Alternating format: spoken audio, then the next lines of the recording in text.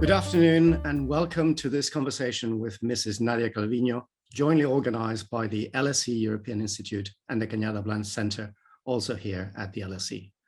My name is Andrés Rodríguez-Pose. I hold the Princesa de Asturias chair and direct the Cañada Blanch Centre, and I am your host today. This afternoon, we have the great privilege of having with us in conversation, Mrs. Nadia Calviño. Mrs. Calviño is currently first Vice President of Spain and Minister for the Economy and Digitalization. She has recently been appointed Chair of the International Monetary and Financial Committee of the International Monetary Fund with a 2-year mandate. An economist and a lawyer by training, she has a wealth of experience working for first the Ministry of the Economy in Spain and later for 12 years in the European Commission in different positions, including the all-important and I would say all-powerful position of Director General in charge of the budget. She holds numerous Spanish and international prizes and has published a large number of articles. Last but not least, she has I would say, strong connection to the LSE, as her daughter Alina completed the MSc in Environmental Policy and Regulation just a few short years ago. Mrs. Calviño will make a presentation on the current economic recovery with a particular focus on the policy lessons from the pandemic and the way ahead. Her presentation will be followed by a dialogue with Professor Iain Begg, who is a professor at the European Institute here at the LSE. After this dialogue, we will have a round of questions from the audience. I would therefore invite and encourage all of you to place your questions at any time during this conversation in the question and answer function, clearly stating your name, your position, and then the question. Considering time, I will be selecting questions and asking them to Mrs. Calviño. So without further ado, Madam Vice President, it's our great pleasure to have you here with us, and the floor is entirely yours. Well, thank you very much, dear Andres. It's a great pleasure to participate in this conversation with you, also with Professor Iain Begg at the London School of Economics and Political Science. And indeed, as you shared with the audience, since we are in a family environment, indeed, I have my daughter did do her master's degree in the LSE, and we only have very good memories and a very good experience when we look back on those years, and that makes it twice the pleasure doubles the pleasure of being with you today. But I am particularly interested, and that's why I was glad to accept your kind invitation. I am particularly interested in talking to students, listening to their questions, to their concerns, because we are actually at a key moment from a historical point of view, one where we have to really make the right decisions that will shape the future in the UK, in Spain, at European level, at global level. We have to see how we tackle some of the global challenges that we're all confronted with. And I think it is key that we give the voice and we listen to the younger generations, because it is their future we're trying to shape, and we're trying to steer, when we make our decisions currently. So I'll just try to share with you in my opening remarks 3 key ideas, and then I'll be very happy to take any questions from the audience. Now, the first point I want to share with you has to do with the response to the pandemic. Obviously, these last 2 years have been very difficult from all points of view, from a personal point of view, professional point of view, for me being a minister and then a vice president in a government, having to deal with the very significant shock, from a health, from a social and economic point of view. These 2 years have been, many people say it often, but we have to repeat it, unprecedented. We have had to face unprecedented challenges and make unprecedented decisions without a roadmap, without a blueprint, because never in our history had we, in our lifetimes and in recent history, had we been confronted with this kind of crisis in our part of the world. And I think that the response really should make us proud, because we were able to put together a response in a coordinated manner, not only within the EU, but also more broadly throughout the whole multilateral institutional framework. And we were therefore very much more efficient with impactful actions. Starting from the vaccine development, it is, many say it is a miracle, that it is incredible that our science was able to develop the vaccines, and we were able to deploy these large vaccine programs in an efficient manner in such a short period of time. But we also coordinated our fiscal and monetary policies. We have been able to deploy an unprecedented safety net to protect companies, to protect workers, to protect households' incomes. In the case of Spain, since March 2020, we set in place an unprecedented package with liquidity, solvency support, job protection, furlough schemes, also income support for self-employed workers and most vulnerable part of our society. And this is a very different response to the previous financial crisis. Our estimate is that without our measures, the drop in GDP would have exceeded 25%, more than 3 million jobs would have been lost, and there would have been a very serious impact with a structural, long-term, lasting effect.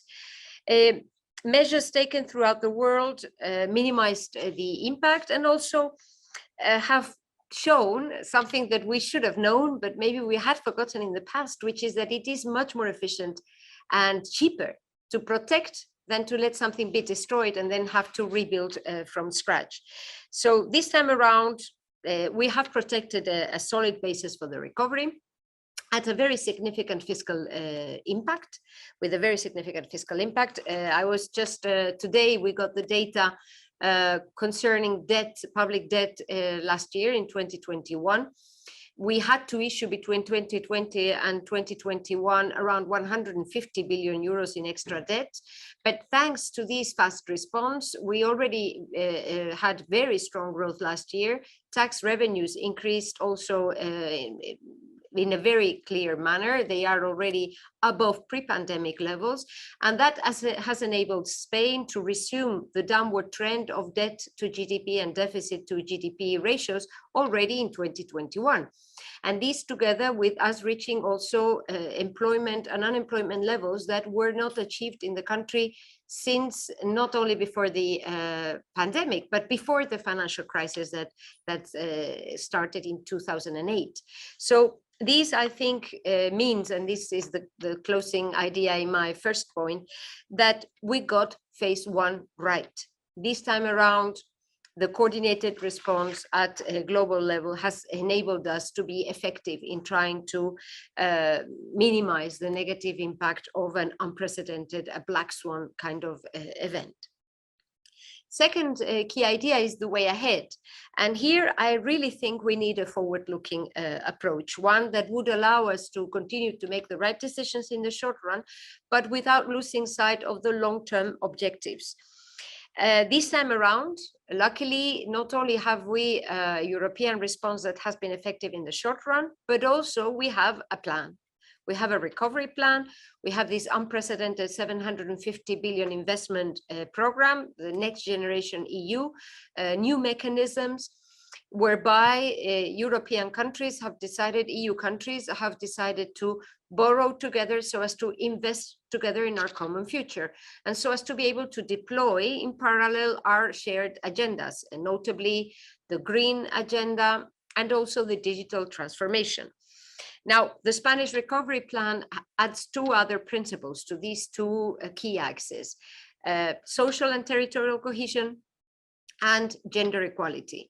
This makes probably the Spanish recovery plan quite unique, but we think that these four axes and principles should be guiding all our investment efforts, all our reforms, if we want to succeed in having a more sustainable and inclusive development growth model. Now, the starting point in 2022 is good. We have reached employment levels that were not seen since 2008. More than 20 million persons have jobs in Spain. Our unemployment rate has gone down to 13.3%. And now the most important challenge is to ensure that this is not a transitory bounce back, but a solid, strong and sustained recovery, one that allows us to also modernize our economies. And here, another interesting feature is not only that we have an unprecedented financial support to undertake this recovery plan, but it is also that there is an incredible alignment of narratives throughout the world. Professor Iain Begg maybe will want to comment on this, and Professor Rodríguez-Pose.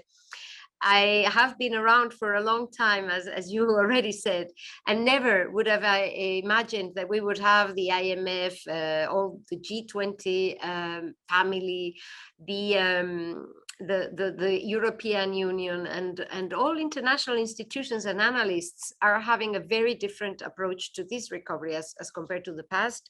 There is, I think, a very strong awareness of the need to ensure that growth is sustained, sustainable, and inclusive, that our fiscal rules should be growth friendly. And I think that this is due to the increased awareness that we are facing very significant challenges, and we cannot just dust off policies from the past, and notably we cannot go back to those that we applied after the 2008 financial crisis. And Spain is again a key example at hand, because some of the most clear scarring effects of the crisis, the financial crisis, and the response that we provided at that stage, some of those scars are mostly visible in my country. For example, when it comes to the drop of private and public investment, normally public investment is the first casualty of any fiscal consolidation plan. Well, we did have a significant drop in public investment. Many years this stayed below the net level, the minimum level that would be needed just to maintain the infrastructures. This is talking about highways and train stations, but it's also hospitals and schools, public buildings, and of course R&D. So, and we all know that investment is key to have stronger growth in the future. So that clearly has been dragging potential growth because of this response. Likewise, one of the casualties, also one of the negative effects of that crisis was inequality going up. And again, in Spain, we saw some elements and features which do not correspond to a rich country, child poverty indicators, inequality indicators. I know that Professor Rodríguez-Pose has been researching a lot on places that don't matter, deindustrialization, depopulation in many parts of the country. And so this is, I think, a key element to focus on as we move ahead. And it is clear to focus on fairness, because we are confronted with a major technological revolution. And like all industrial revolutions of the past, this has an impact on the way the economy functions, on the way corporates function, also in the way the labor market works, but also our societies and our political systems are impacted by these changes. And so we have to make sure that we have to make sure that the way ahead is one that reinforces our rights, our values, our social market economies, and not the other way around. I already mentioned the important public debt, the issuance that was needed to respond to the pandemic. Luckily, thanks to strong growth, we are already resuming the downward path. But this means that we have to make the right decisions, because these additional debt could be a burden on future generations if we do not ensure that we have strong growth, and also that we take this unique opportunity to modernize our economy and move to a more sustainable growth model from a financial and economic point of view, but also environmental and social. Let me move to my third and final point, which is one I came at a later stage as I was reflecting on these issues, and it's a word on social sciences. Now, since I'm speaking to students in the community, in the ecosystem of the London School of Economics and Political Science, I thought it would be interesting to share with you a more personal reflection. And my own background, as Professor Rodríguez-Pose explained, is one of an economist. I am also a lawyer, and currently I am serving with a political position But I think that these points really are applicable, whatever the discipline that you are currently studying or you are currently working on. And I would say that in such a fast-moving environment, there is a great opportunity for the creation, the emergence of new ideas. Throughout history, economic policy has always been part of the dominant political paradigm, and it has always been in parallel with the reality that it was trying to explain and to change. It's difficult to know what determines what, but there has been a constant alignment. You must, I'm sure you know this quote by Lord Keynes, who said, practical men who believe themselves to be quite exempt from any intellectual influence are usually the slaves of some defunct economist. And it is true that we usually think, oh, this is new, this is unprecedented. And when we look back, most things have already been said. But this time around, I really do think there is scope and space for the emergence of new ideas and a new paradigm. Classical economists were at the heart of the Industrial Revolution, and then Keynes and Keynesianism lived through the Great Depression and beyond, and the New Deal. Monetarism grew with the concerns about stagflation, and then we got new classic macro with the fall of the Cold War. The new Keynesianism was to a certain extent the intellectual backbone of the third way. And right now, I feel there's a new paradigm in the making, because there is this alignment of planets I referred to a moment ago. All international institutions and governments seem to be having a different approach in terms of the not the economic policy as much as the political economy that is needed right now. And from a more scientific point of view, an academic point of view, there is a mixture of macro and micro approaches that are increasingly, I think, focusing on real human behavior. And this requires a more integrated approach to economics and to economic policy. Of course, we are always very directly linked and connected to law, to politics, to philosophy, obviously also geography, also sociology. But I think that increasingly we have to also look at mathematics, biology, the rest of the natural sciences, and of course psychology. And all these sciences and all these branches of knowledge have to come together to be able to make the right decisions right now. I was just thinking, we really have to maybe move from the traditional Homo economicus and maybe start thinking about the real Homo sapiens sapiens, the one that has all these features and complexities and is also determined by geographical and political circumstances.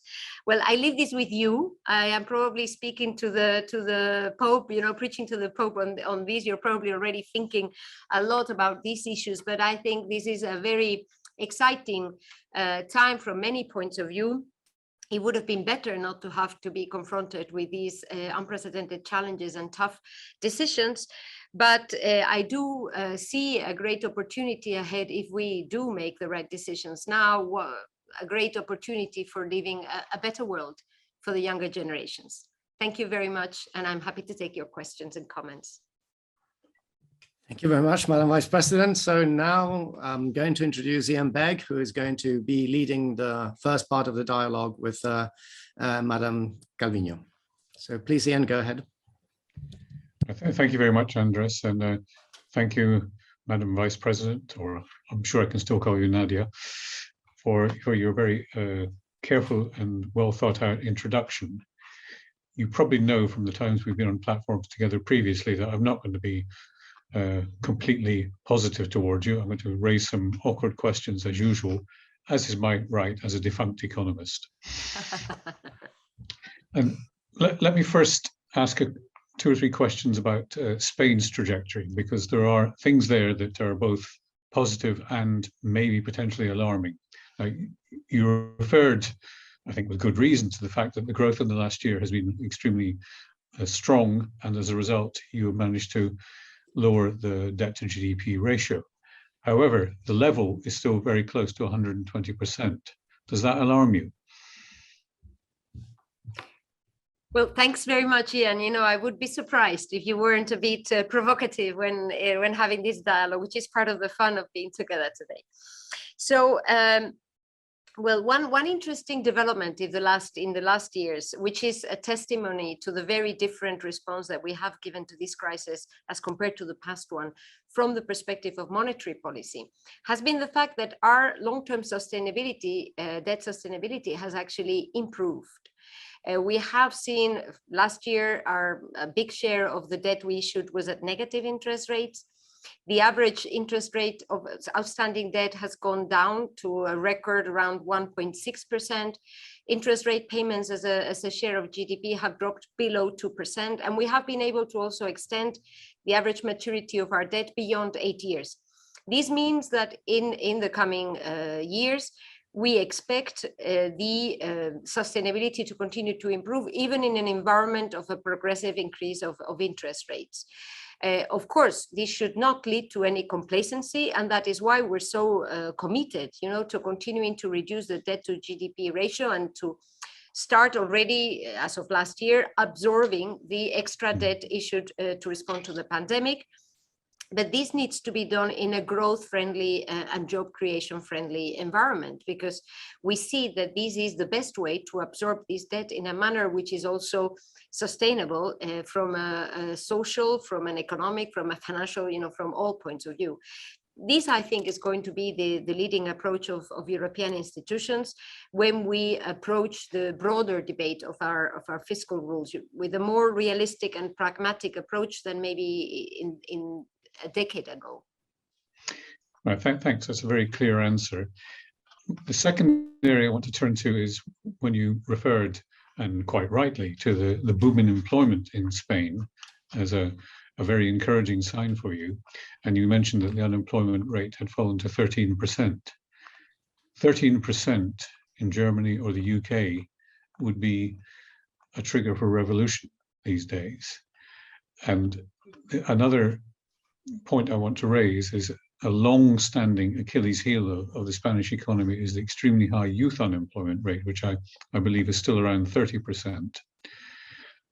Yes, it looks like good news, but is it good enough news? Yes, that is undoubtedly our top priority is to reduce the unemployment rate and notably the youth unemployment rate, which has been dragging growth and prosperity in our country for decades. This is not a recent problem. This has been for many years the key problem of the country. Now, the evolution has been outstanding, remarkable, in the sense that youth unemployment dropped last year by 9 percentage points. It is still, of course, very high, but we are going down to levels which were, pre-pandemic levels.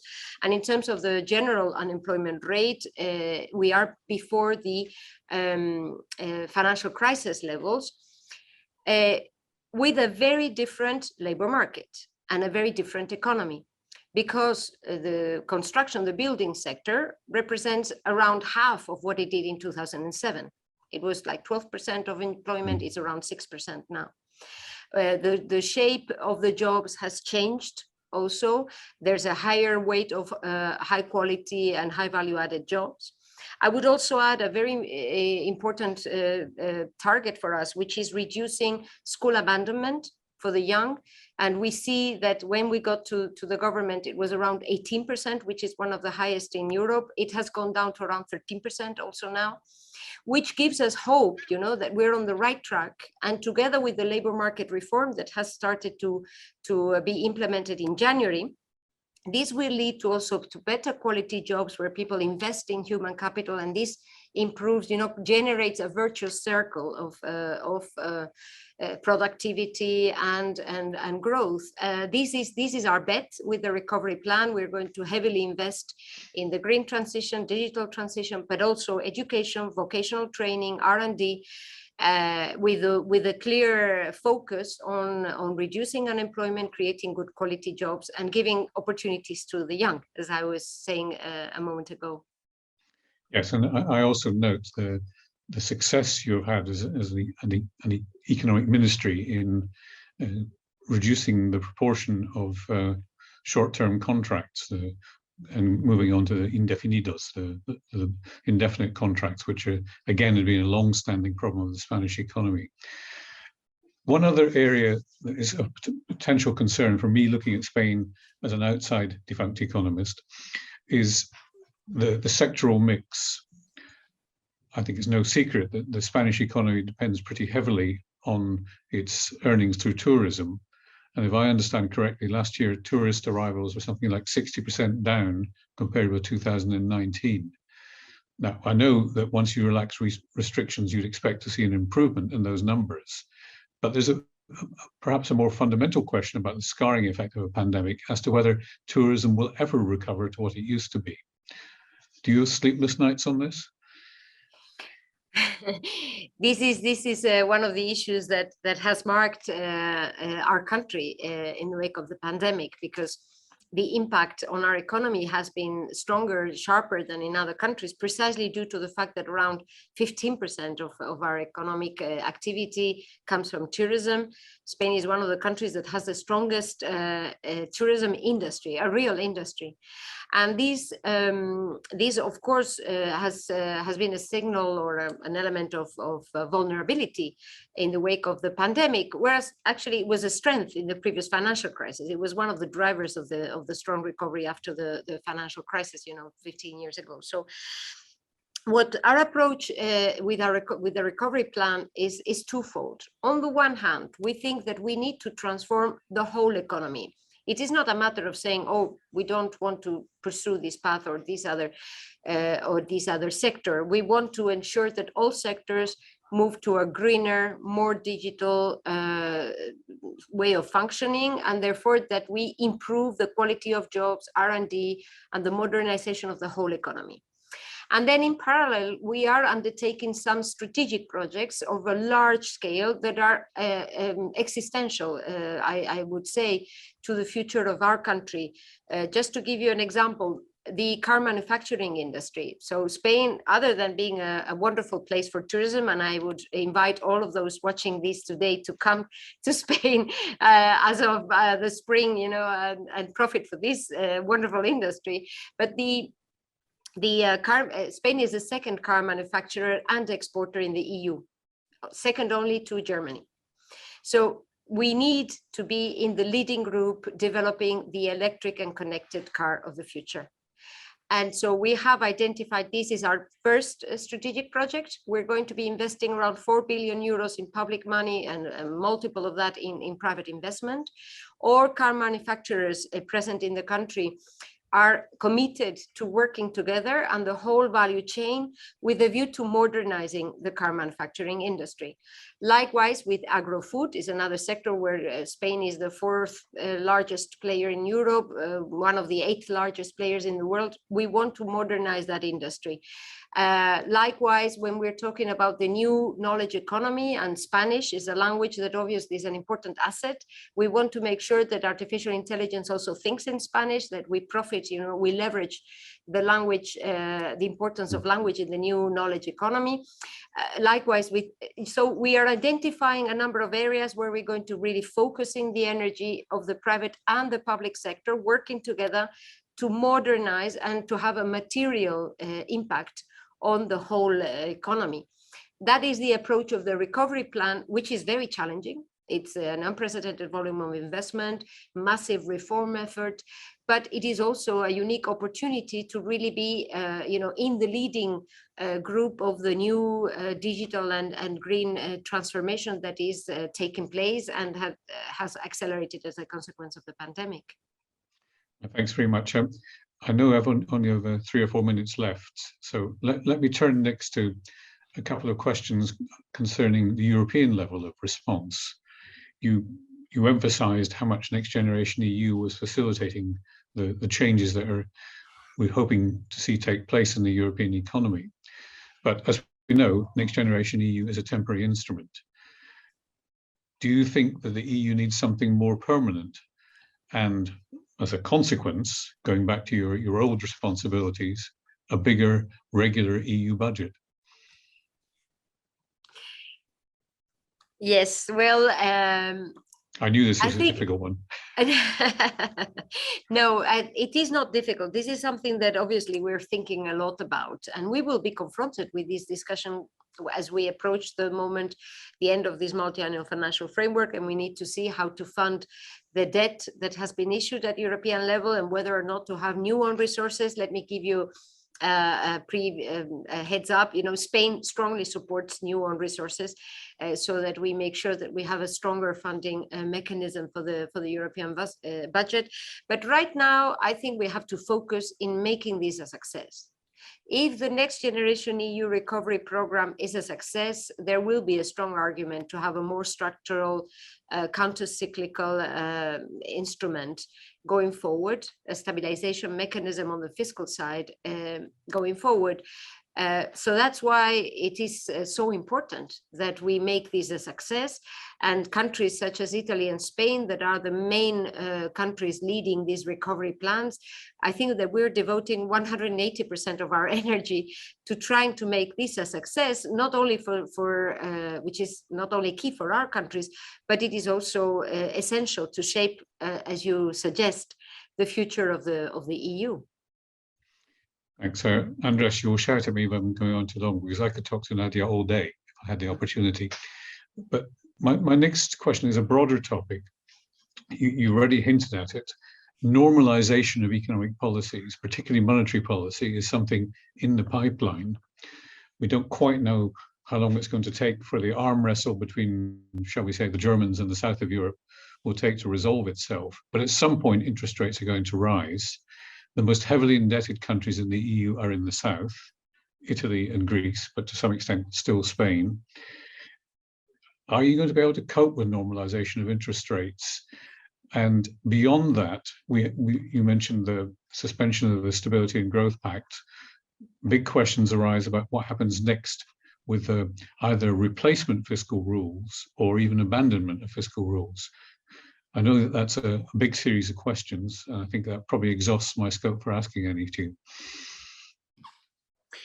Well, I mean, on the impact of a change or a turn in monetary policy, I think that we have been expecting this to happen, and the approach of the ECB is one of prudence. I am quite convinced they will continue to be quite prudent in their decision-making process. They are very well aware of the risks of a premature withdrawal of the support mechanisms.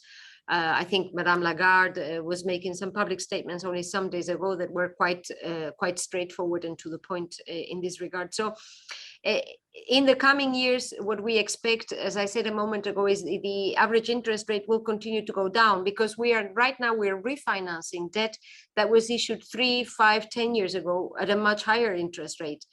And we just issued, just to give you an idea, we just issued some days ago a 30-year bond, which closed at an interest rate of 1.9%, a 30-year bond at 1.9% with a record demand, which, of course, I mean, in a very volatile market environment. This was some days ago with a lot of instability.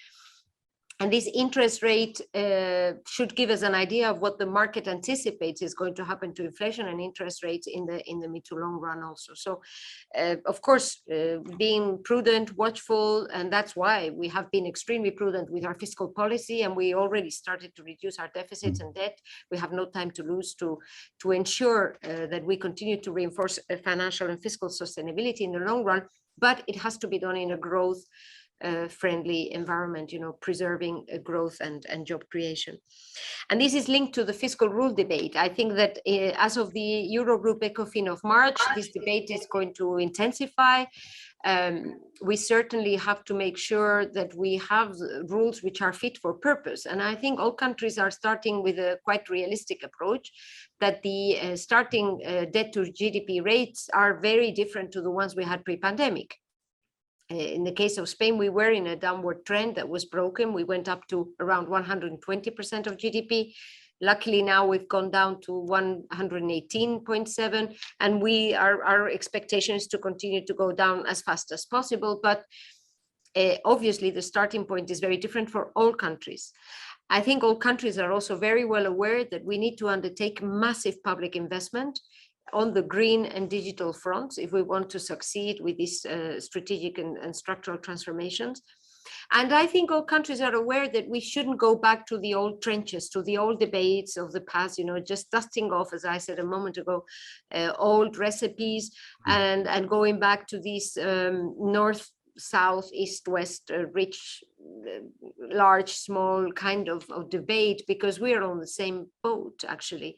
The pandemic has shown that we're stronger when we act in a coordinated manner, and I really hope that this will continue to be the spirit going forward. At least that's what I see so far. Okay, Andres, I think I hand back to you now. Thank you very much, Iain, and thank you very much to Madam Vice President for very clear and concise answers. And the questions from the audience have been coming thick and fast. There are many questions, particularly from students here at the LSE, and I know that you're keen to hear what the students have to say. So I'm just going to start firing away on their behalf. The first question is from Agustin González Agote, who is an LSE student from Madrid. And it's related to something you mentioned before about the structural weaknesses and the labor reform. He says, this week, the IMF said that it welcomed the new labor reform passed by the current Spanish government. He would like to know how effective will it be at addressing Spain's, in your opinion, structural weaknesses? Yes, that's an excellent question, because labor market dysfunctioning, malfunctioning has been one of the weaknesses that has been dragging, as I said, growth and welfare in Spain for decades. And so we have had a unique opportunity to try to tackle all these shortcomings, and we have done it through an intense dialogue with social partners. We reached an agreement. It was a very intense negotiation at the end of last year with the unions and with the business representatives, and this gives the labor market reform a very strong legitimacy from a social and political point of view, because it does reflect the positions and the equilibrium, the balance between the positions of the main social partners in the country. And this labor market reform is tackling the outstanding temporary nature of contracts. Iain was referring to this a moment ago. Spain has around 25% of contracts signed in Spain are temporary contracts, extremely short-term contracts, as compared to the 15% average in the EU. And we have to Europeanize our labor market. So we have addressed this with the labor market reform. We have created additional internal flexibility instruments for companies so that they can adjust to variations in demand or structural changes without having to resort to high temporarily and precariousness of jobs, or firing massively their workers. And we have also tackled the bags, the corners where there was additional precariousness due to the race to the bottom in wage setting mechanisms, for example, at multi-service large companies. And these together has created a package which already seems to be starting a new trend. So in January and these weeks in February, what we see is a jump in the number of permanent contracts, indefinidos, as compared to the total number of contracts. Some elements of the reform have not yet kicked in because of we gave a transitory period. But what we see is that some of them are already being effective. And I hope that we will start very soon seeing this structural change in the way the labor market works, which would give incentives for workers to invest in their own training and reskilling, companies to invest in their workers' skilling, and more importantly, to improve the quality of jobs for the young and women, which are the most vulnerable when it comes to the quality of the jobs in the Spanish labor market.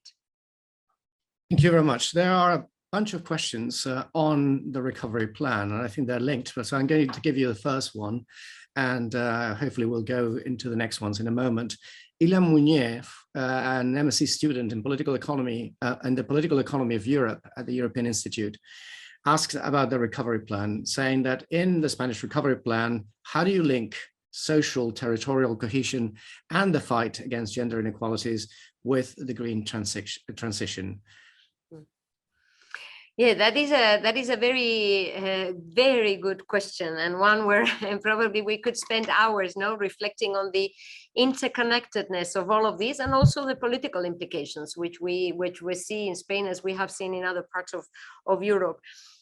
What we have tried to do is to ensure that all the investment programs and the reforms are looking at the four axes in a cross-cutting manner, so that when we are talking about, for example, a strategic project for the modernization of the agri-food sector, it is aiming at digitalization, green environmental sustainability, but it also looks at social and territorial cohesion, so that we ensure that there is a representation of companies in different parts of the country, large and small companies, that we improve also the functioning, of the whole interaction between companies and workers.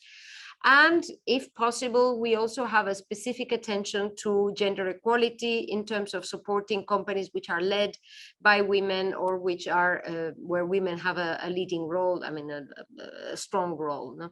In our digital transformation programs, for example, we have created some specific vehicles and instruments to support startups which are led by women.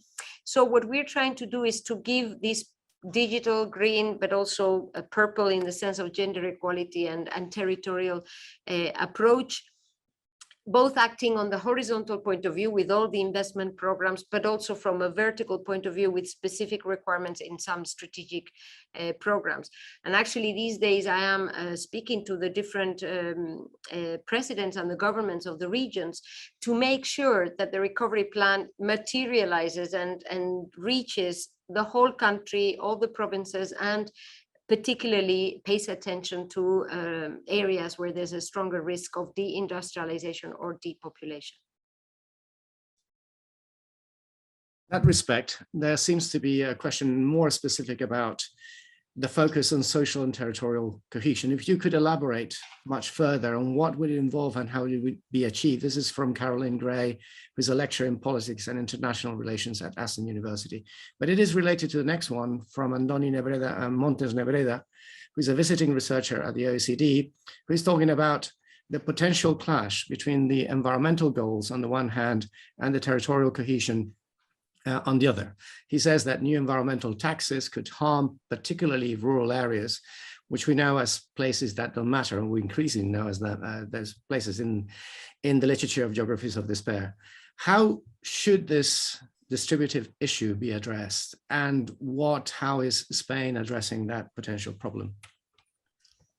Well, this is indeed a very good, a very important discussion, a very complex discussion, and it's particularly complex in a country such as Spain, which is not only very large, but very heterogeneous from the point of view of the geographic endowment, from the point of view of the social distribution, economic distribution of the different productive sectors, from all points of view.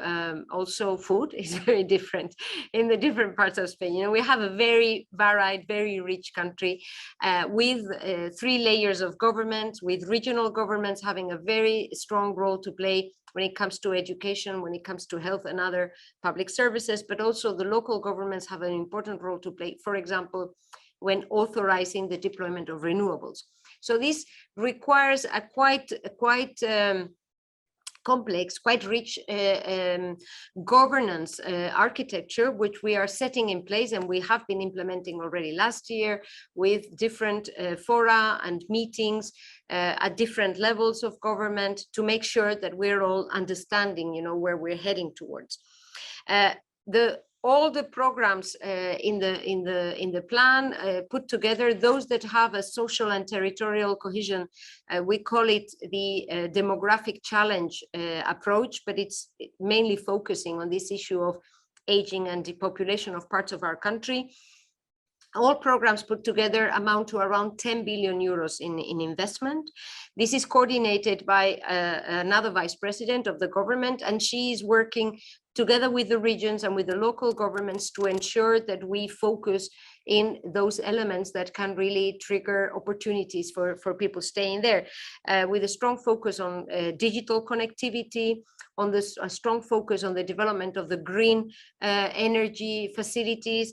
I was a bit surprised by this idea that there is a clash between focusing on territorial development and the green agenda. I would say that we need to ensure precisely that economic activity that takes place in these areas is sustainable, because that is what's going to provide them with an opportunity to continue to grow in the future. And all of these, of course, will eventually lead to a debate which is not a Spanish debate. I think is a more a broader debate at European or even global level on taxation and environmental taxation. This is, as I was saying, a debate where Spain is just participating in those changes that will take place at European and at global level. Because these challenges are not unique to our country. Maybe what is quite strong right now is the awareness and the commitment of the government to try to deal with these places and focus in projects that can be transformative down on the ground, you know, in a precise geographical place. Thank you. Let's go now to the issue of productivity, and this comes from Victor Perez Sanchez, who is doing a PhD in economic history here at the LSE and is, I believe, from Salamanca. And the question is regarding the situation in the post-pandemic recovery. In 2021, for example, he says employment has grown much faster than the GDP growth per capita, and therefore it has contributed to reduce productivity per hour worked. Do you think this is just an accounting discrepancy which will disappear relatively soon, or is there something else going on? Well, this is I have to say, your students pose excellent questions. You know, these are very pertinent and questions and issues that we devote a lot of our time to reflecting, because indeed one of the features that we have seen in the strong recovery last year was the fact that GDP has recovered. There's been a lag between the recovery of employment and other economic indicators, hard economic indicators, tax revenues, for example, just to give you another element, and the GDP accounting, you know, data. And we have been working, I mean, and I know the National Statistical Office is looking into this to see whether this is just a matter of the difficulties of getting some data in the context of the pandemic and the very important third wave we suffered in the second quarter of last year, or whether there is something more structural to it.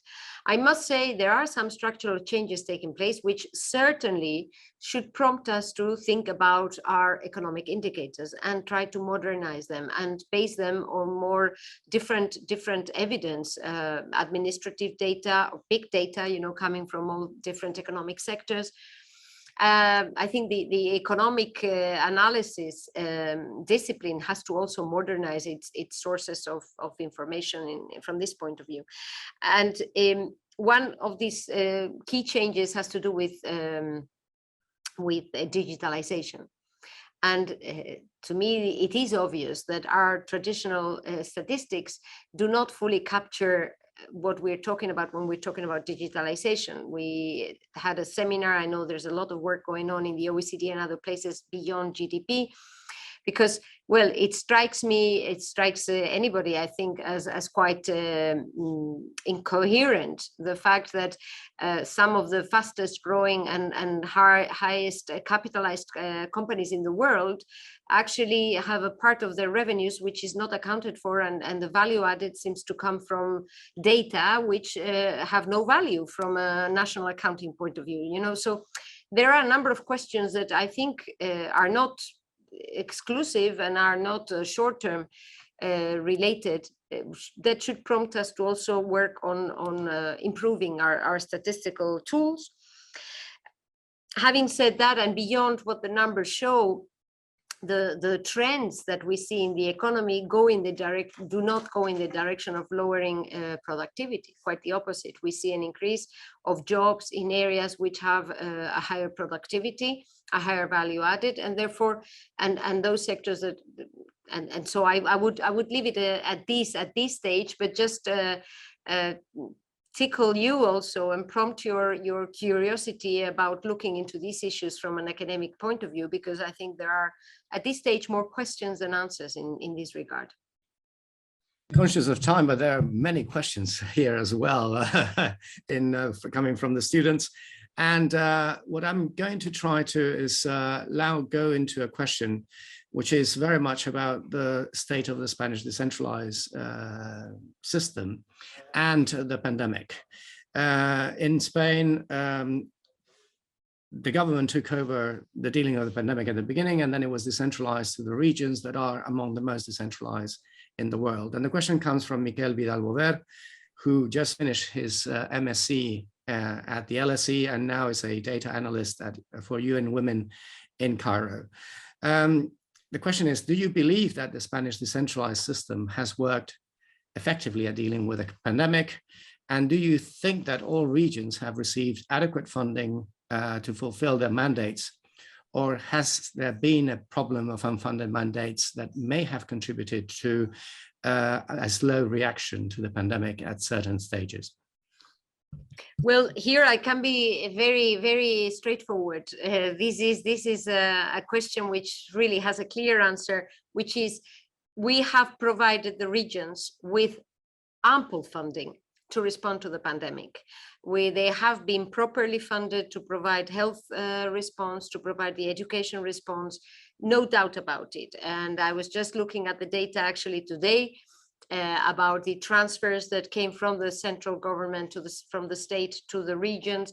It is unprecedented.